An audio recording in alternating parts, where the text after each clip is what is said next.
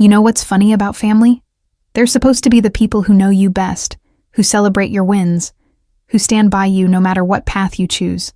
But sometimes, and this is the truth nobody wants to admit, sometimes your own family becomes the source of your deepest humiliation.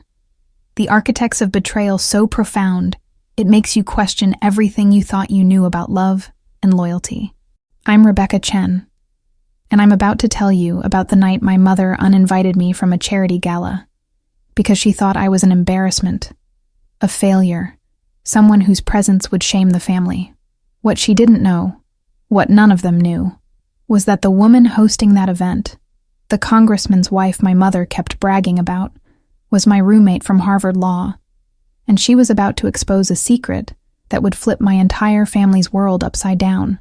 See, here's what they couldn't believe. What shocked everyone in that ballroom full of Boston's elite.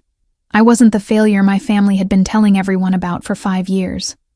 I was a federal prosecutor who'd taken down corrupt politicians, dismantled human trafficking rings, and secured convictions that made national headlines. While my sister was closing corporate deals and my parents were measuring success by square footage and stock portfolios, I was literally saving lives and putting monsters behind bars. But to them, I'd thrown away my potential, given up a 6-figure salary at a prestigious law firm for what my mother called glorified public service. The infidelity wasn't romantic. It was familial. A betrayal of the deepest kind where your own blood decides you're not worth their pride because you don't fit their narrow definition of success. I couldn't believe it when I opened that email from my mother, her words colder than I'd ever heard them. Your presence would be embarrassing given your situation. Embarrassing.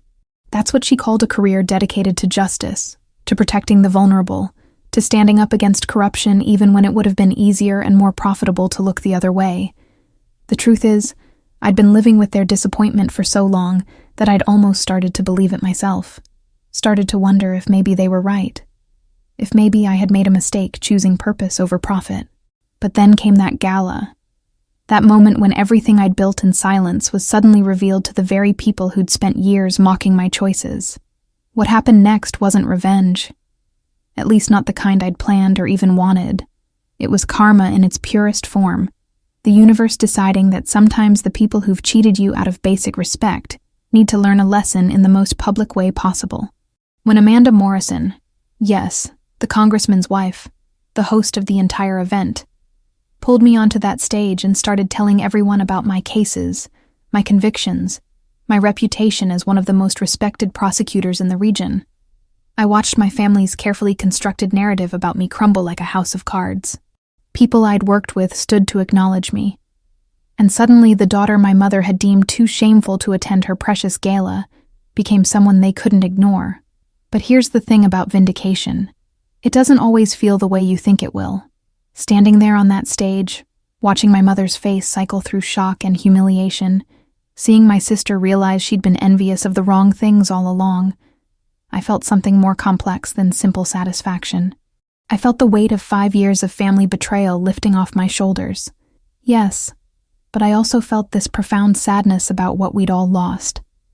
The relationships we could have had if they just bothered to ask me about my work, to value substance over status, to measure success by impact instead of income. The shocking truth wasn't just about my accomplishments. It was about how easily families can destroy each other through shallow judgment and conditional love, and how sometimes you have to lose their approval entirely before you can find your own self-worth. That email wasn't new pain. It was just the official confirmation of 5 years of quiet dismissal. See, 5 years ago, I'd walked away from a 6-figure salary at Morrison & Klein, one of the most prestigious corporate law firms in Boston, to become a federal prosecutor. My mother had called it career suicide. My father shook his head in silent disapproval, and Victoria made sure everyone knew her little sister had given up on success. They wanted the version of me that wore Chanel to client dinners and vacationed in the Hamptons, not the one who spent 18-hour days building cases against human traffickers and corrupt politicians. The humiliation wasn't just about being excluded from some fancy event. It was about being erased, deemed unworthy of even standing in the same room as my successful family. The betrayal cut deeper than any courtroom loss ever could.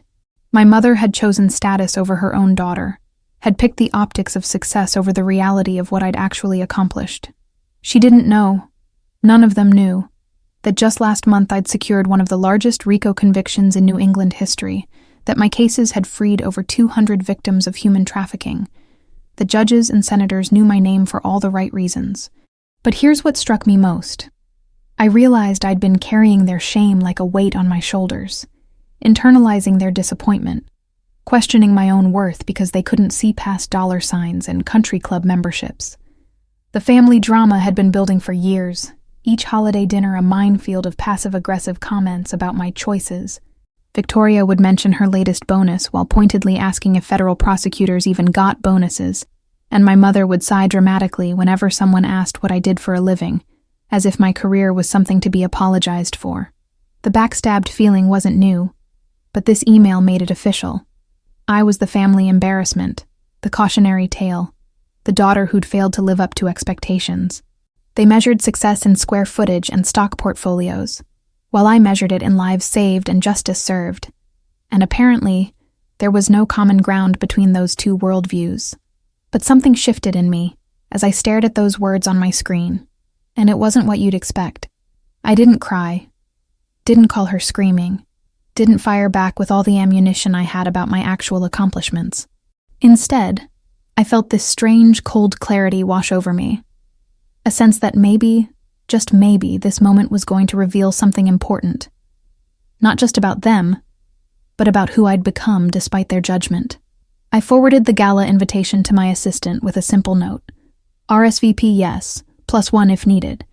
Because sometimes the best response to being told you don't belong somewhere is simply showing up and letting the truth speak for itself. What my family didn't know, what they'd never bothered to ask about, was that I'd become one of the most respected federal prosecutors in the entire northeastern region. While they were busy dismissing my career as some kind of downgrade, I was building a reputation that had courtroom veterans twice my age asking for my counsel. The cases I handled weren't just files on a desk. They were the kind of investigations that made national news, the kind that required security details and confidential informants, the kind that actually changed lives.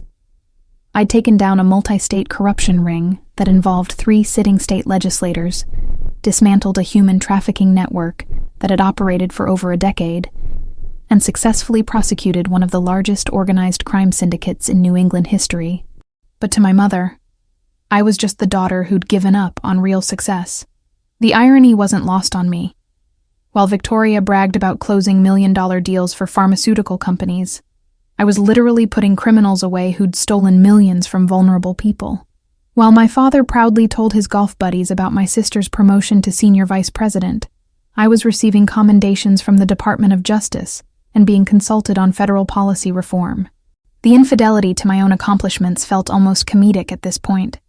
I'd cheated myself out of their approval by choosing substance over style, justice over profit margins. But here's what they couldn't understand. Every single day, I walked into that courthouse knowing my work mattered in ways that transcended stock options and corner offices. My colleagues knew who I was, though, and that knowledge created this bizarre double life I'd been living. At work, I was Rebecca Chen, the prosecutor who never loses, the one they called in when a case seemed impossible, the one who'd argued successfully before the Circuit Court of Appeals 3 times before turning 35. Federal judges respected me. FBI agents requested to work on my task forces, and there had been whispers, conversations I wasn't supposed to know about yet, about my name being floated for bigger things. I had dignity in my professional life, a sense of self-worth that came from knowing I was genuinely making a difference. But somehow, none of that translated when I sat across from my family at Thanksgiving dinner and watched them measure my worth by the size of my apartment. The shocking part wasn't that they didn't know. It was that they'd never once asked. Not a single "tell me about your cases," not one "what does a federal prosecutor actually do?" Never a moment of genuine curiosity about the work that consumed my every waking hour. My mother knew Victoria's quarterly earnings down to the decimal point, but she couldn't name a single case I'd worked on. The betrayal was in the indifference, in the assumption that because I wasn't making corporate money, I must not be making an impact. They'd created this narrative about my life without ever bothering to learn the truth, and I'd let them. thinking maybe if I just proved myself enough, worked hard enough, won enough cases, they'd eventually see me. But sitting in my office that day, looking at case files marked confidential and classified, I realized something profound about reclaiming your own narrative. I didn't need their validation to know my work had value. The 247 people I'd helped rescue from trafficking rings knew my value. The families of victims who finally got justice knew my value. The communities I'd helped protect from organized crime knew my value.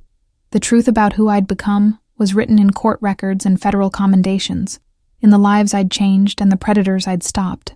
My family's ignorance about my accomplishments said everything about them and nothing about me, and for the first time in 5 years, I felt something close to peace about that distinction.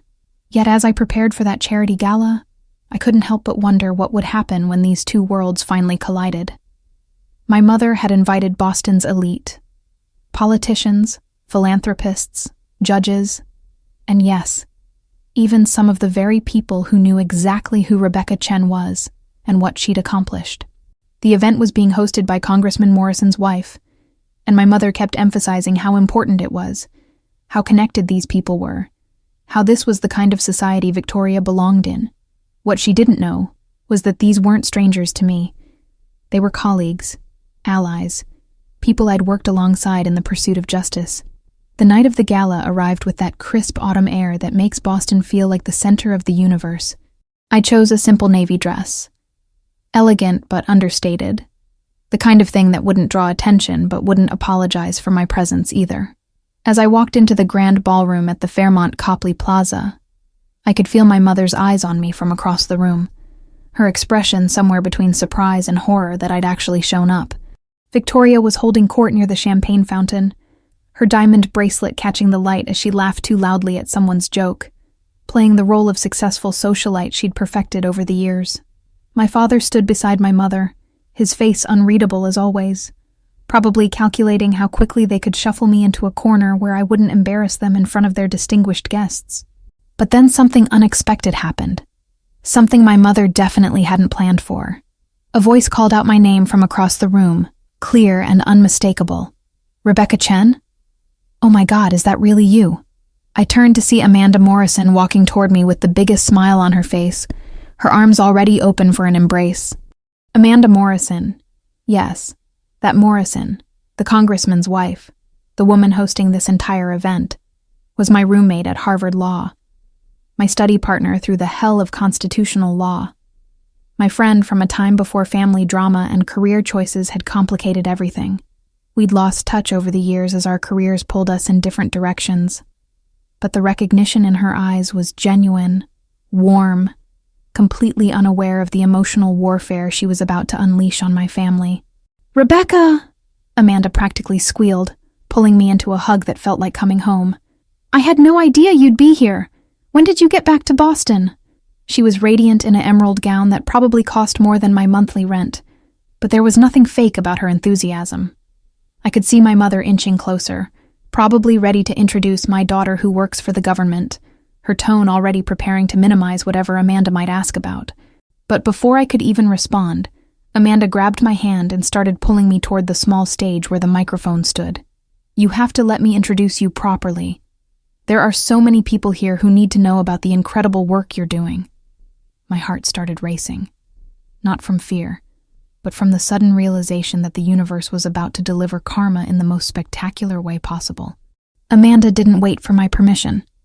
She just took the stage, tapped the microphone, and waited for the room to quiet down. "Excuse me, everyone. I need to take a moment for something important," she announced, her voice carrying that natural authority that comes from years of political events and fundraising galas. "I just ran into someone extraordinary, someone whose work embodies exactly what we're here to celebrate tonight." The room fell silent, 200 faces turning toward the stage with polite curiosity. My mother's face had gone pale. Victoria had stopped mid-sip of her champagne, and I could feel the shocking weight of what was about to happen settling over the room like a blanket. "This is Rebecca Chen," Amanda continued, gesturing toward me with genuine pride. "And she's not just an old friend from Harvard Law. She's one of the most accomplished federal prosecutors in the northeastern region. The words hung in the air like a bomb waiting to detonate. Last year alone, Rebecca secured one of the largest RICO convictions in recent New England history, dismantled a human trafficking network that freed over 200 victims, and successfully prosecuted cases that most attorneys wouldn't even dare to touch. I watched my mother's face cycle through confusion, shock, and something that looked almost like recognition, as if she was seeing me for the first time in 5 years. She's who the Attorney General's office calls when they need someone brilliant, fearless, and absolutely incorruptible. Rebecca, would you please come up here so everyone can meet you properly? The applause started slowly, then built into something thunderous as I walked toward that stage on legs that didn't quite feel like my own. But this wasn't about revenge, wasn't about proving anything to anyone. It was simply the truth, finally being spoken out loud in a room full of people who actually understood what it meant. As I climbed those steps, I caught Victoria's eye across the room, and for the first time in our entire lives, I saw something in her expression that looked almost like respect, mixed with the bitter taste of jealousy she'd been denying for years. My mother stood frozen, her carefully constructed narrative about her disappointing daughter crumbling around her like a house of cards. And suddenly that charity gala felt less like a social event and more like a courtroom where the verdict was finally being read. What happened next felt like watching my entire professional life unfold in fast forward, except this time my family had front row seats. As I stood on that stage beside Amanda, Judge Patricia Caldwell from the district court raised her glass toward me, her nod of respect visible across the entire ballroom. Senator Williams stood, his applause genuine and warm. The payback wasn't something I'd orchestrated or even wanted, but watching my mother's face as some of Boston's most respected people acknowledged her disappointing daughter created a moment of justice so pure it almost didn't feel real. Amanda's voice carried across the room as she continued. What makes Rebecca truly special isn't just her record, though it's impressive. It's that every single case she takes on, she does it because she genuinely believes in making the world safer. While some of us went into corporate law or politics, including my own husband, Rebecca chose the harder path, the one that doesn't come with stock options or pension funds from private firms. She chose dignity over dollars, and vengeance against criminals over comfort in a corner office. The crowd responded with warm laughter and sustained applause, the kind of recognition that comes from people who understand the sacrifice required to do meaningful work.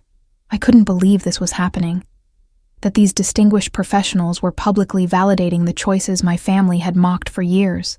The room erupted in another round of applause, but I could see Victoria standing completely still, her champagne glass forgotten in her hand, her face reflecting what could only be described as the humiliation of suddenly realizing she'd been on the wrong side of history. My mother had sunk into her chair, her perfectly applied makeup unable to hide the shock written across her features. The backstabbed expression on her face was almost comical. She'd spent 5 years telling everyone who'd listen that I'd thrown away my potential. And now she was watching people she desperately wanted to impress honor that same decision. My father, ever the stoic one, had his jaw clenched tight, his eyes darting between me on stage and the faces around the room that were still turned toward me with respect. Then something happened that shifted the energy in the room even further. The doors at the back of the ballroom opened, and I watched as Attorney General Patricia Reynolds herself walked in, clearly having timed her arrival. My mother actually gasped audibly. The Attorney General was basically legal royalty in Massachusetts, and she was here, at this gala. Amanda caught her eye and gestured for her to join us. The family drama I'd been living with for 5 years was about to reach a crescendo I couldn't have scripted if I'd tried.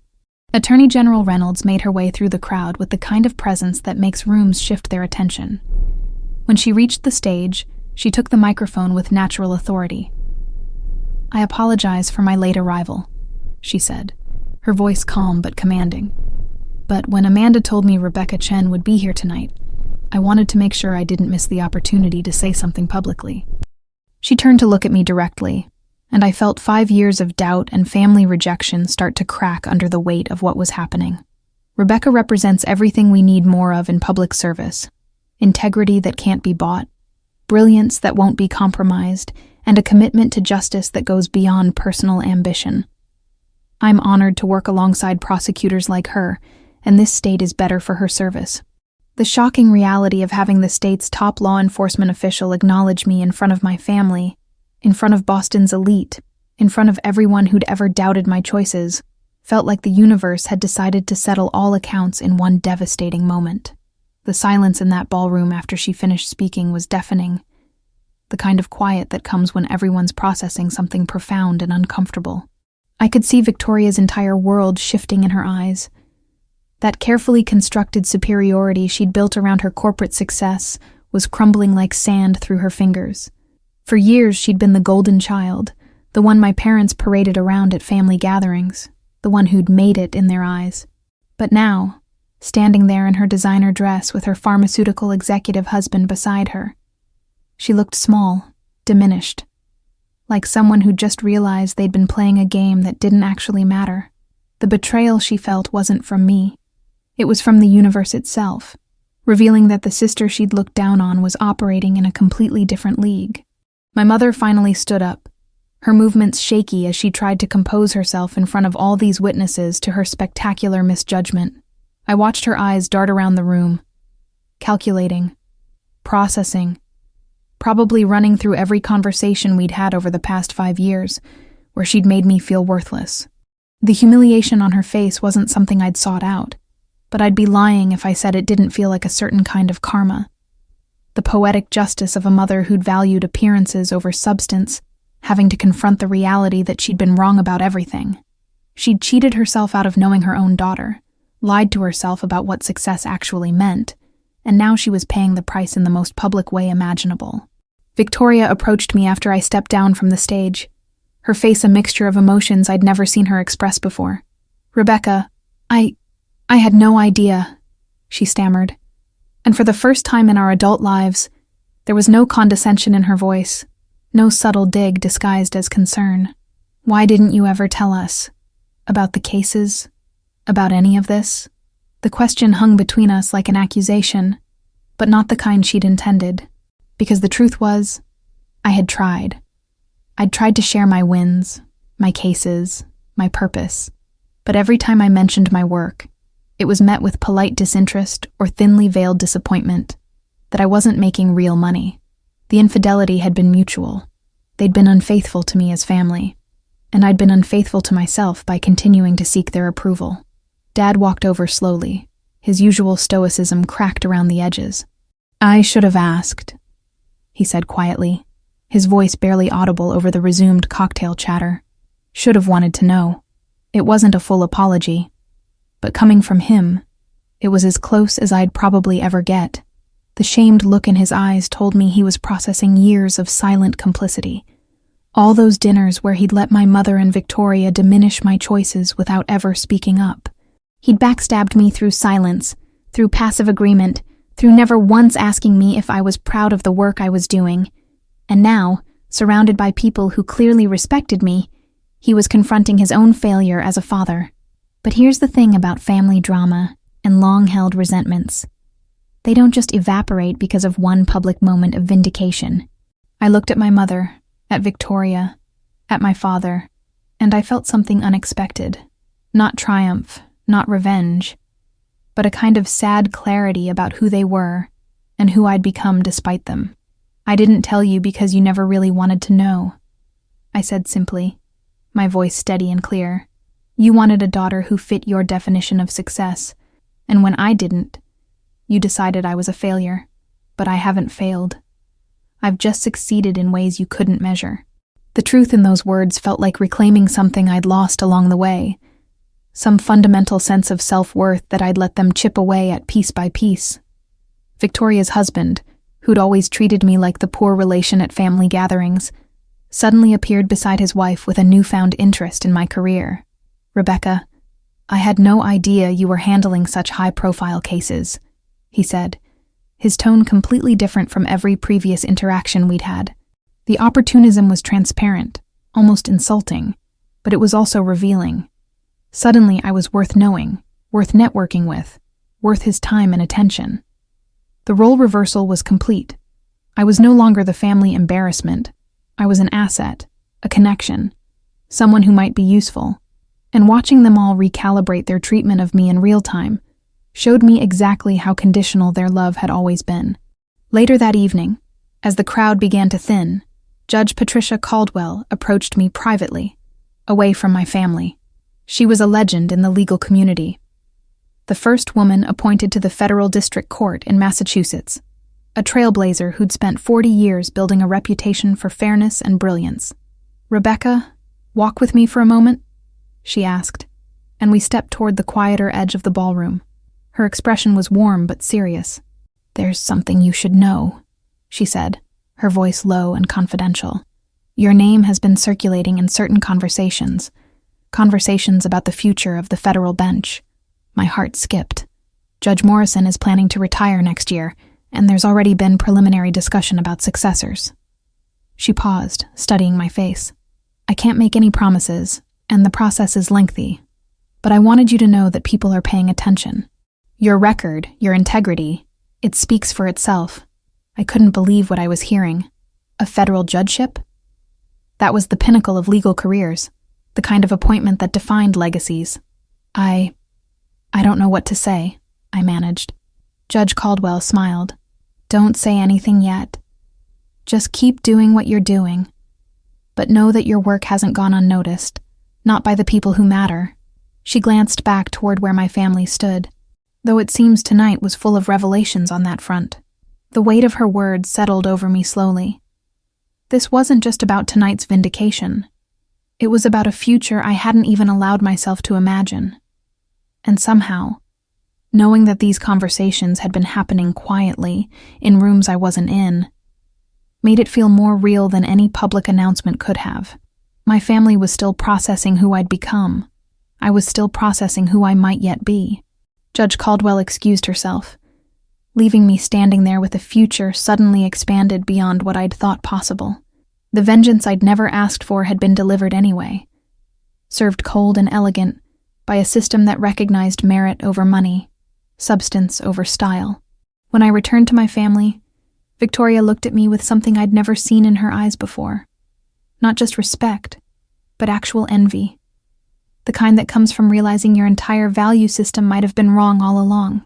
My father cleared his throat awkwardly, probably running through decades of parenting decisions, and wondering where he'd gone so fundamentally wrong in understanding his own daughter.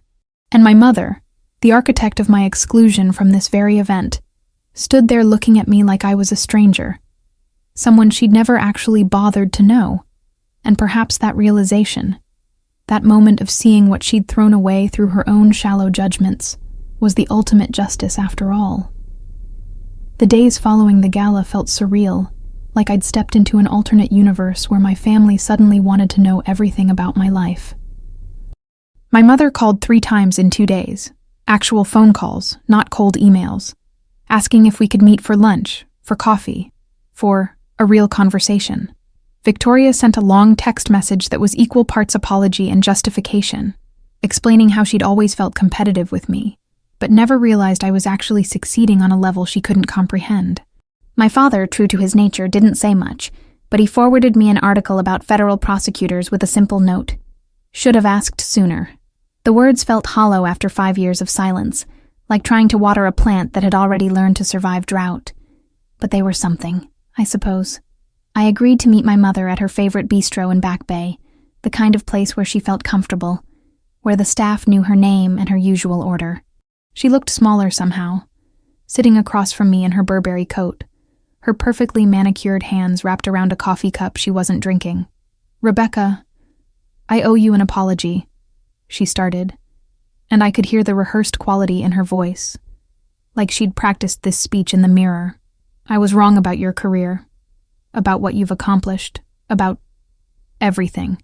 The betrayal of the past 5 years sat between us like a third person at the table, uninvited, but impossible to ignore.